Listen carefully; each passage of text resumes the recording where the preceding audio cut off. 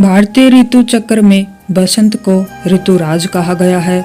शीत ऋतु की कठोरता के बाद जब धरती पर गर्माहट लौटने लगती है, पेड़ों पर नई कोपलें फूटती हैं, खेतों में सरसों के पीले फूल लहलाते हैं और पक्षियों की चहचहाट वातावरण को मधुर बना देती है, तब बसंत का आगमन होता है। बसंत केवल मौसम का परिवर्तन नहीं है, बल्कि यह जीवन में नव चेतना और नव सर्जन का प्रतीक है। प्राचीन काल से ही भारतीय मनीषियों ने प्रकृति के इस परिवर्तन को उत्सव के रूप में मनाया है। इसी उत्सव का नाम है बसंत पंचमी। पौराणिक कथाओं के अनुसार जब ब्रह्मा जी ने सृष्टि की रचना की, तब उन्होंने देखा कि संसार में जीवन तो है, परंतु वह निस्तब्ध, जड़ और विवेकहीन है। मनुष्य बोल नहीं सकता, विचार व्यक्त नहीं कर सकता और ज्ञान का अभाव है। चारों ओर मौन और अज्ञान व्याप्त था। तब ब्रह्मा जी ने अपने कमंडल से जल लेकर पृथ्वी पर छिड़का। उस दिव्य जल से एक तेजस्वी देवी प्रकट हुई। उनके हाथों में वीणा थी, श्वेत वस्त्र थे, मस्तक पर चंद्रमा का तेज और मुख पर अद्भुत शांति थी। वे थी माँ सरस्वती। माँ सरस्वती ने जब वीणा के तारों को छेड़ा तो संसार में पहली बार नाद, वाणी और संगीत का उदय हुआ। मनुष्य बोलने लगा, सोचने लगा और सीखने लगा। इस प्रकार संसार में ज्ञान और चेतना का प्रसार हुआ। यह दिन माघ शुक्ल पंचमी का था, जिसे आगे चलकर बसंत पंचमी के रूप में मनाया जाने लगा। माँ सरस्वती श्वेत वस्त्र धारण करती हैं। श्वेत वस्त्र पवित्रता, शांति और सत्य का प्रतीक है। वीणा संगीत, कला और सर्जन का प्रतीक है। पुस्तक ज्ञान और शास्त्र का प्रतीक है। हंस विवेक, जो दूध और पानी को अलग कर सकता है।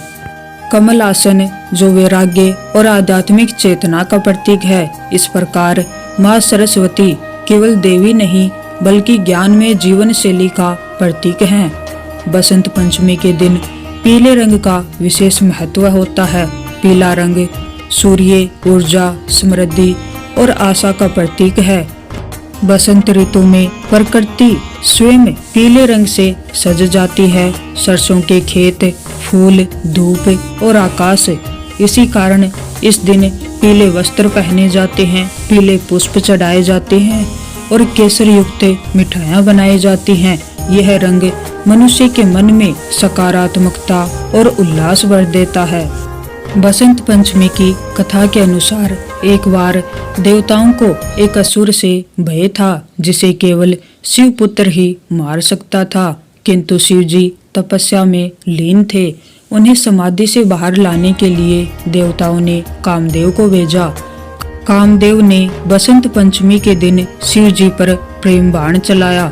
शिव जी का ध्यान भंग हुआ और वे क्रोधित हो गए। उन्होंने अपनी तीसरी आंख खोलकर कामदेव को भस्म कर दिया।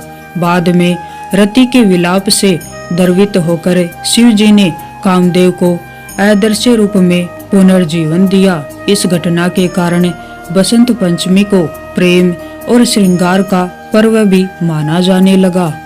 ब्रज और वृंदावन क्षेत्र में बसंत पंचमी का विशेष महत्व है। मान्यता है कि श्री कृष्ण को पीला रंग अत्यंत प्रिय था। वे बसंत पंचमी के दिन राधा और गोपियों के साथ उत्सव मनाते थे। यही बसंत उत्सव आगे चलकर होली का आधार बना। इस प्रकार बसंत पंचमी प्रेम, आनंद और लीला का पर्व भी है।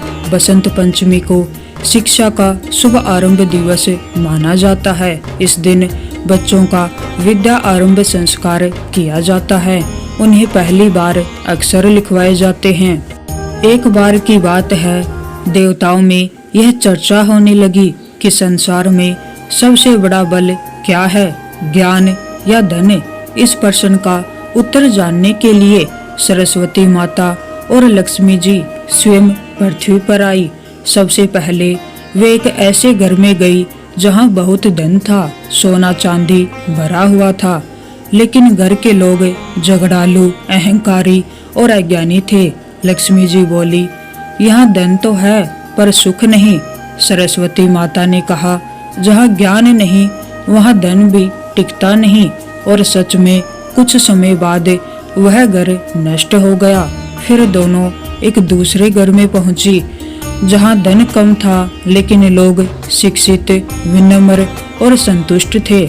सरस्वती माता वहां पहुंच गई और वहां ठहर गई।